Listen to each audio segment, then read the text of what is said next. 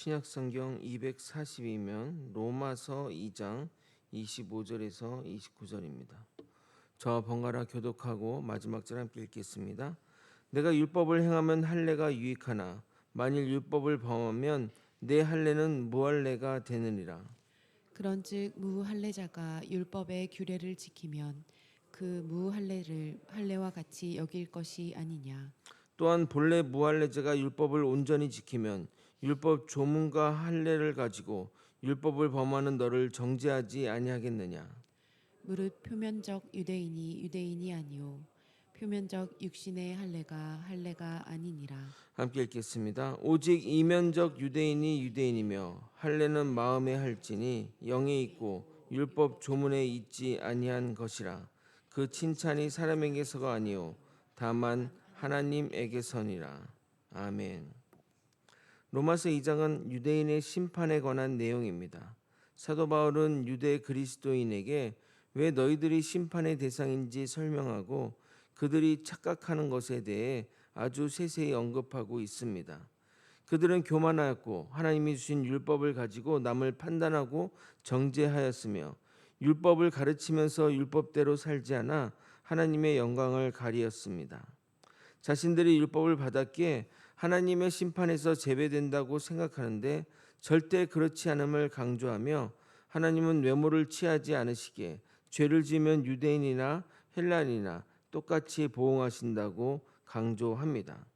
결국 이 논증의 결론은 우리는 죄의 문제를 해결할 방법이 전혀 없는 전적 죄인임을 강조하는 것입니다. 오늘 읽은 본문은 유대인이 하나님의 유일한 백성이라고 여기는 증표인 할례에 관한 본문입니다. 유대인이 할례를 어떻게 생각하는지 살펴보고 실제 할례의 의미를 살펴보므로 하나님의 뜻을 분별하는 시간을 가지도록 하겠습니다. 오늘도 주님의 구별된 백성으로 잘 살아가길 예수 그리스도 이름으로 소원합니다. 하나님은 아브라함을 통해 모든 이스라엘 성인 남성이 할례를 받도록 지시합니다. 이 할례는 하나님과의 언약의 증표로 하라고 하셨고 이 할례를 받지 않겠다는 것은 언약을 지키지 않겠다는 것이니 내 백성에서 끊어질 것을 말씀하셨습니다. 창세기 17장 10절에서 14절을 읽어드려 하겠습니다. 너희 중 남자는 다 할례를 받으라. 이것이 나와 너희와 너희 후손 사이에 지킬 내 언약이니라. 너희는 포피를 베어라. 이것이 나와 너희 사이의 언약의 표징이니라. 너희의 대대로 모든 남자는 집에서 난 자나 또는 너희 자손이 아니라 이방에게서 돈으로 산 자를 막론하고 난지 8일 만에 할례를 받을 것이라. 너희 집에서 난 자든지 너희 돈으로 산 자든지 할례를 받아야 하리니 이에 내 언약이 너희 살에 있어 영원한 언약이 되려니와 할례를 받지 아니한 남자 곧 포피를 베지 아니한 자는 백성 중에서 끊어지리니 그가 내 언약을 배반하였음이니라.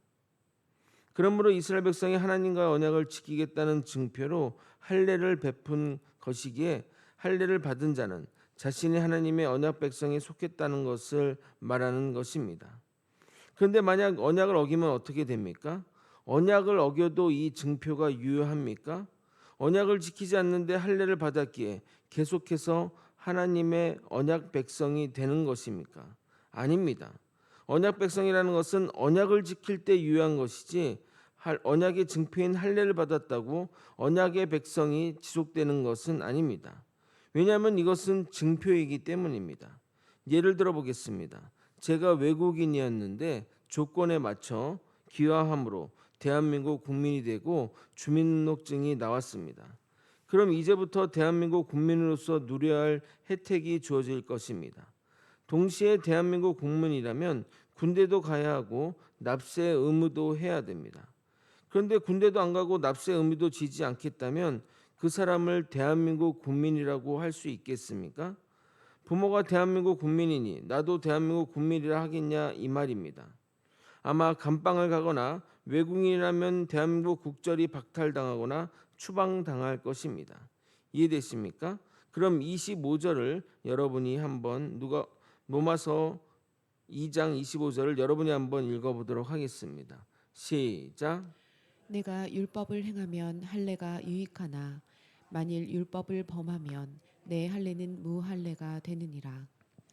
그러므로 율법은 하나님의 말씀대로 살아갈 때 의미가 있는 겁니다. 그러나 모두가 다 언약을 어겼기에 할례는 의미가 없는 것이 되었는데 이스라엘 백성은 이 할례가 자신이 언약 백성의 징표이기에 이 할례를 해야만 구원에 이른다고 생각했던 것입니다. 그래서 그들에게 너희가 율법을 지키지 않는데도 할례가 의미 있느냐 물으면 그들도 의미가 없다고 답해야 할 것인데 꿀먹은 벙어리처럼 아무 말도 하지 못할 것입니다. 그래서 사도 바울은 그런 그들에게 반대의 상황을 만들어 질문을 하게 됩니다. 그럼 할례를 받지 않은 자가 율법을 지키면, 물론 그런 일은 불가능한 일이지만 할례를 받지 않은 자가 모든 율법을 지키면 그 자를 할례 받은 자로 여겨야 하느냐고 묻는 겁니다. 이 질문에 당연히 유대인들은 그렇지 않다고 말할 겁니다. 즉 유대인의 인식에는 어느새 율법을 지키는 것과 별개로 할례만으로 자신들이 선택받은 민족이며 구원받은 백성이라는 인식을 가지고 있었기에 그것을 지적하고 있는 겁니다. 26절을 읽겠습니다. 그런즉 무할례자가 율법의 규례를 지키면 그 무할례를 할례와 같이 여길 것이 아니냐.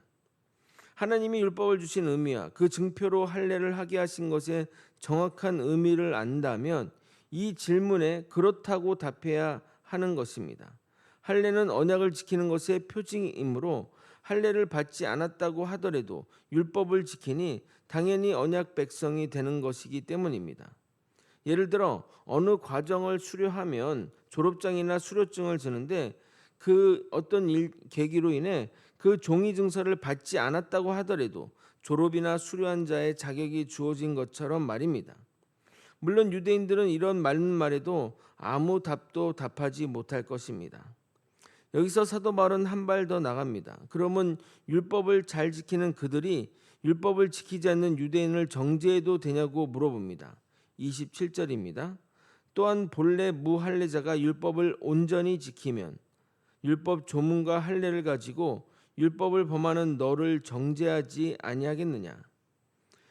이것도 당연히 맞다고 대답해야 하지만 유대인들은 침묵을 택할 것입니다.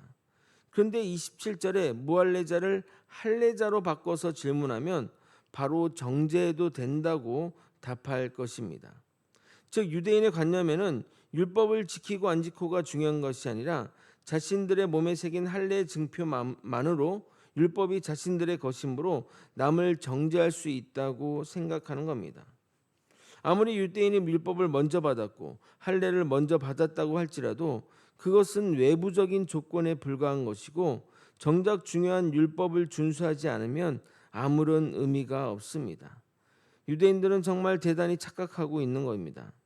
마찬가지로 우리도 말씀대로 살지 않으면서 교회를 다니고 또 세례를 받았다는 것만으로 구원을 당연한 것으로 여긴다면 유대 선민 사상에 빠진 그 사람들과 별반 차이가 없는 겁니다. 사도 바울은 착각하는 유대인들에게 마지막 방점을 찍습니다. 28절을 여러분이 한번 읽어보도록 하겠습니다. 시작. 무릇 표면적 유대인이 유대인이 아니요 표면적 육신의 할례가 아니니라. 율법과 할례와 같은 외적인 조건으로 구원이 결정되는 것이 아니라 하나님의 율법을 따르는 것이 중요하다는 말입니다. 그러나 계속해서 주지하는 바는 유대인이고 이방인이고 하나님의 율법을 다 지킬 수가 없다는 겁니다. 온전히 아무도 지킬 수 없다는 것입니다. 만약 나는 이방인으로서 율법을 지키고 너희 유대인들은 안 지키니 내가 너희를 정죄하겠다고 말하면 그것도 잘못된 것입니다. 왜냐하면 그 누구도 그 율법을 잘 지킬 수 없기 때문입니다. 그러므로 사도 바울은 이 상황을 가정하여 말한 것이지 누구도 율법으로 정죄하지는 못합니다. 자격이 되지 않는다는 겁니다. 사도 바울은 할례를 받은 유대인이라도 율법을 지키지 않으면 아무 소용이 없고 할례 받지 않은 이방인이라도 율법을 지키면 할례를 받은 것과 같다고 말하며 결론적으로 육신의 할례가 아닌 마음의 할례가 중요하다고 말합니다. 그럼 이 마음의 할례는 무엇이냐? 겉으로 드러나는 율법 준수가 아니라 전심으로 하나님의 율법을 지키려는 마음을 말합니다. 이 마음을 담은 율법 준수가 사람의 눈으로 드러나지 않을 수 있지만 마음의 중심을 보는 하나님은 우리의 마음을 알기 때문에 하나님 앞에서는 이것들이 적나라하게 드러날 것입니다. 반대로 내면을 소홀히 하고 외형에 치중하는 성도들은 예외 없이 사람들을 의식하는 자들이며 하나님의 칭찬보다는 사람의 칭찬에 관심이 더 많은 자들입니다. 그러나 궁극적으로 가장 의미 있는 칭찬이 무엇일까요? 하나님의 칭찬 아닙니까? 그런데 우리는 실상 그런 것이 외식되는 것 같습니다. 29절을 읽도록 하겠습니다. 오직 이면적 유대인이 유대인이며 할례는 마음에 할지니 영에 있고 율법 조문에 있지 아니한 것이라.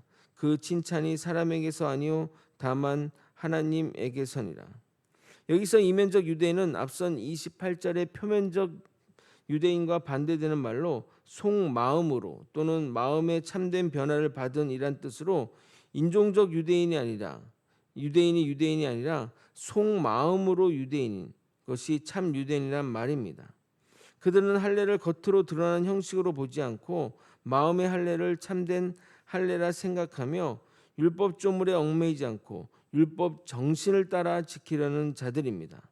이들은 거룩한 생활이란 열매가 자연스럽게 나타나 사람들에게 증거를 받게 되고 사람들에게 칭찬받는 것을 구하기보단 하나님을 바라며 하나님의 칭찬을 바라며 나아가게 됩니다. 그 자를 마음의 할례를 한 이면적 유대인이라 하는 것이고 우리는 이런 자를 향해 나아가도록 인생의 목표를 삼아야 하는 것입니다. 말씀을 정리하겠습니다. 유대인들은 자신들이 율법을 받았고 언약의 증표로 할례를 받았기에 당연히 구원에 이르고 그것으로 남을 판단하고 정죄해도 된다고 착각했습니다. 그러나 율법을 지키지 않으면 율법이나 할례나 의미가 없는 겁니다. 율법을 지킬 때 할례나 율법이 의미가 있지 율법 준수도 안 하는데 할례나 율법이 무슨 의미가 있겠습니까? 이 단순하고 명확한 진리도 유대인들이 착각하고 살았기에 사도 바울이 명확하게 짚어주는 것입니다. 마음을 담아 율법을 지키는 자라야 참 유대인이고 사람의 시선이 아닌 하나님을 경외하며 율법을 지키는 자라야 마음의 할례를 받은 참 할례인이기에 우리는 사람을 의식하지 말고 하나님을 경외하며 말씀대로 살아야 할 것입니다. 말은 쉬운데 삶에서는 지키기 어렵다는 생각이 들더라도 우리는 이 방향으로 나아가야 합니다. 우리 모두 마음을 다해 주님을 따르고 섬기는 저와 여러분이 되시길 예수 그리스도 이름으로 축원드립니다. 아멘. 기도하시겠습니다.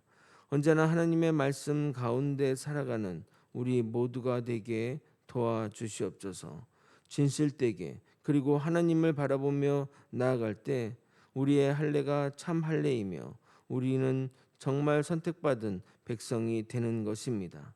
말씀 따라 순종하며 끝까지 그 길 나아가는 우리 모두가 될 수 있도록 이끌어 주시옵소서. 이 모든 것 우리 주 대신 예수 그리스도 이름으로 기도드리옵나이다. 아멘.